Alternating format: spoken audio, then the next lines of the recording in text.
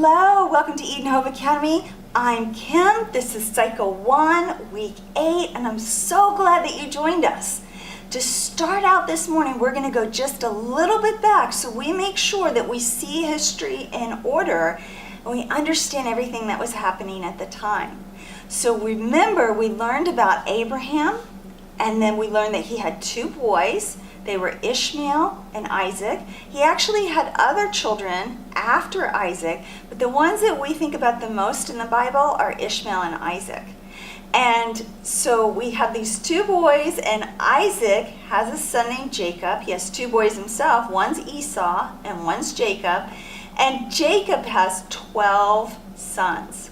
And these sons are super important to us because they become the 12 tribes, the 12 groups of Israel. So they're really important for us to remember. The oldest was Judah, and then down the line was Joseph, and then a little bit further than Joseph was Benjamin. So I want you to remember at least those three names for right now. Now, Joseph was his dad's favorite. And so his dad was horrible. He played favorites with his children. And Joseph was very proud about that. So can you guys all look proud? Let's put our nose in the air and look very proud.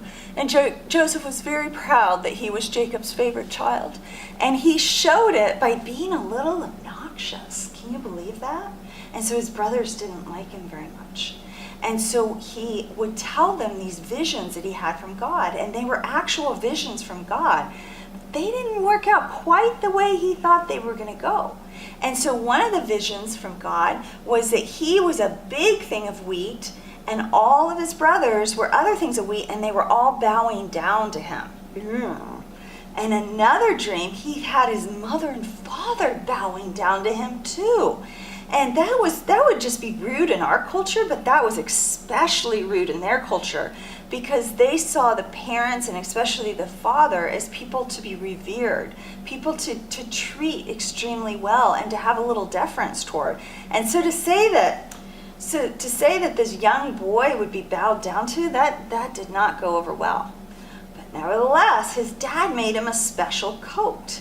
And this coat had many colors on it, and it says that it's striped. Now we're going to talk about that striped part in art class a little bit more, but he went around and he was strutting his coat. Can you guys strut a little bit with your nose in there? He strutted his coat. And how do you think that made his brothers feel? Can you guys say, ruh-roh? Not good at all. And so one day he was strutting that coat, his multicolored coat. Everyone strut your coat, and he went into a far field and he saw his brothers and he strutted his coat a little bit more. And his brothers got overcome by jealousy. And do you know what they did? They were going to hurt him. But his brother Judah said, don't hurt him. Let's put him into a hole in the ground because there would be big holes in the ground. So we're going to put him down there in that hole in the ground. And so they kept him there. And then some slave traders were going through that area, and you won't believe what they did. They sold him to the slave traders. They took money for their brother, and they sold him. And so they walked him all the way down to Egypt. Can you believe that? His own brothers sold him into slavery, and they went back to their dad, and they'd torn up his cool coat, and they put some blood on it, and they said, is this your son's coat? Like they didn't even know. It kind of reminds you of who in the Bible? Does that remind you of Cain saying, who am I, my brother's keeper? It's like, oh, I'm innocent. You guys don't do that to your mom, right? You don't go, oh, who, me? No. Don't do that. That's not a good thing. So they sell him down to Egypt, and he's still intelligent, and he probably has a lot of managerial abilities and things like that because his dad clearly gave his sons big roles in his family business of shepherding. And so he was put in this man's house as like the chief in charge of all of the things in this man's house. And he did an extremely good job at it. He was like right Johnny on the button. He did everything well. The man's house prospered. Everything was going well. But then the man's wife wasn't very nice about him, and she lied about him. She told a bold-faced, outrageous lie about him. Do you know what the man did? He threw Joseph into jail. Joseph got jailed. So you think about it. Here he went from the favorite son which was a really good place to be, and he was all cocky and all. And then he was a slave, but he was still in a nice house, and he still ran a lot of nice things. And now he's in jail. And he was in jail for a long time. And what's interesting about him being in jail is it says that he even had the keys to the jail. So he could have potentially gone on a camel and gotten out of Egypt. Maybe. But he didn't do it. He served God in jail. He was just in jail. And so he was there for a very, very, very long time. And then there were two people, and they both had dreams while they were in jail. One was a person who served food to the king. A lot of times they would taste the food first to make sure it wasn't poisoned, or they would pour the king's drinks for him. And the other was a baker. And they both had dreams, and they both asked that Joseph interpret the dreams. And so Joseph interpreted the dreams for them, and he said to the man who poured the wine, make sure you remember me when you're back in Pharaoh's house. Well, guess what happened? Sure enough, the man went from jail back to Pharaoh's house. Pretty cool, huh? But did he remember Joseph? Totally forgot. Whoop, out of his head about Joseph and how he'd gotten there. And so more time passed, and Pharaoh himself had this dream. And in his dream, it bothered him so much because he saw 7 outrageously big fat cows, and then he saw 7 cows that were starving to death and totally skinny, and he couldn't figure out what it was, and he couldn't figure out this dream at all. And he wouldn't tell anyone his dream, so he told all of his sorcerers and people like that, you decipher the dream, but I'm not going to tell you what it is. Well, how could they do that? And they panicked, and he said, if you don't, you're in big bad trouble. And so they really panicked. They were like, what are we going to do? Well, at that moment, bing, the cupbearer said, I think there's a guy who can maybe do this for you. And so the Pharaoh said, send him up. So they washed him and they sent him up. And do you know what happened?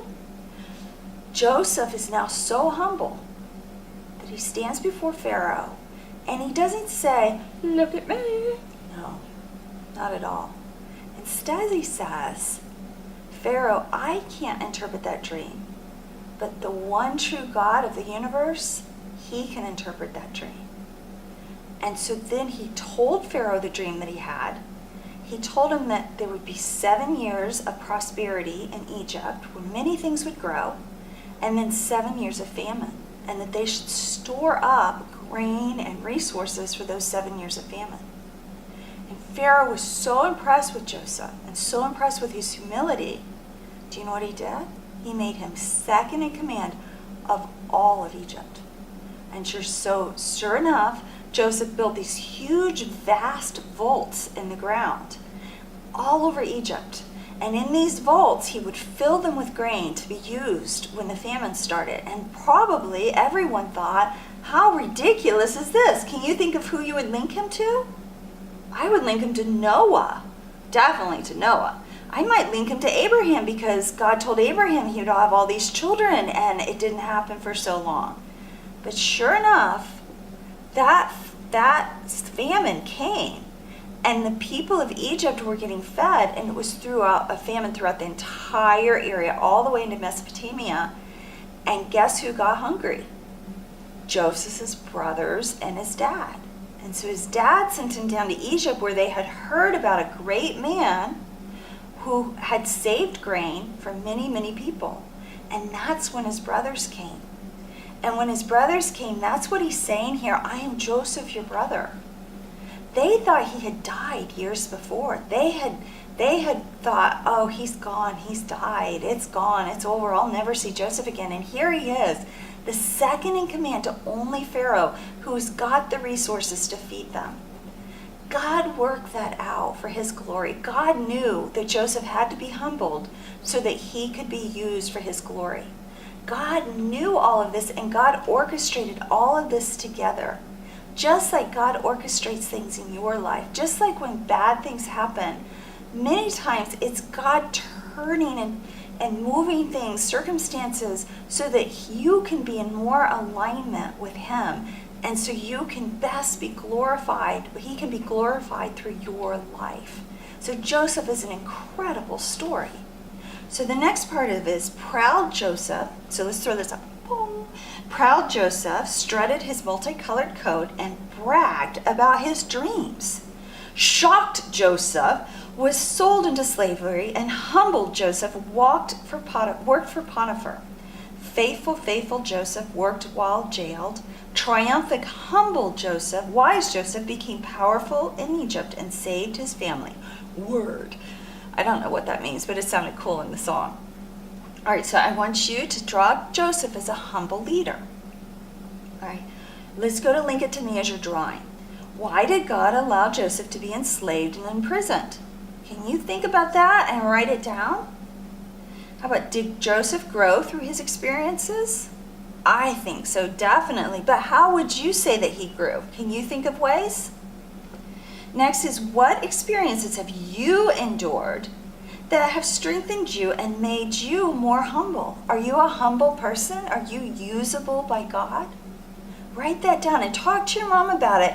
And then if she says, well, maybe you could be a little bit more humble in this way, think about it, because you want to be used by God in every way possible. Ask your parents if they have had a Joseph struggles in their lives where they realized later that the trial was orchestrated for their benefit or the benefit of others. Ask them if they've had a Joseph struggle. I bet they have, and they could share it with you. All right, so science. Right here, science. Egyptian hieroglyphs were used in ancient Egypt. It combined logographic, symbolic, and alphabetic elements with a total of some 1,000 distinct characters. So you know how we use the alphabet, A, B, C, D, like that? Well, they used pictures, they used graphics, and they used symbols and a couple of letters, not like the ones we use, but a couple of letters to make words, and there were 1,000 of them. So unlike us who have to memorize 20-something letters, they had to memorize over 1,000 to be able to read. But it's pretty cool because they were able to communicate, and that increased trade with other places, and they could write down receipts for things or how much they wanted and then send a note with someone. So it's really neat to see how first you had cuneiform and now we're getting into hieroglyphs. And so I want you to draw out hieroglyphs of today, which would be emojis. So can you draw me a sentence using just emojis? I bet you can. All right, and finally we have geography. Goshen is near the Nile Delta city of Ramses and the Great Bitter Lake.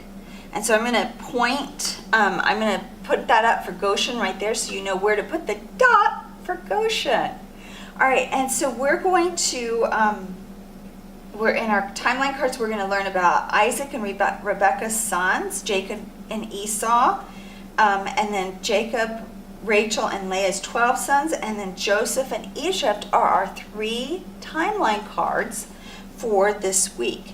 And I want you to remember with the Nile River, the Nile down here starts, so the start of it is down here. There are only 2 rivers in the whole world that flow north, and that's the St. John's River in Florida and the Nile River in Egypt. And the Nile River starts in the Kush Empire. Can you guys say Kush? Kush Empire, and it flowed all the way up, and then where it makes a kind of a triangle thing up here is called the Nile Delta, and that would flood every year, and that gave rich, fertile soil that was good for growing crops up here in the top part of Egypt, which is the southern part of the Nile River, which connects to the Mediterranean Sea. So do your timeline cards, remember all of these great stories, and I will see you next week.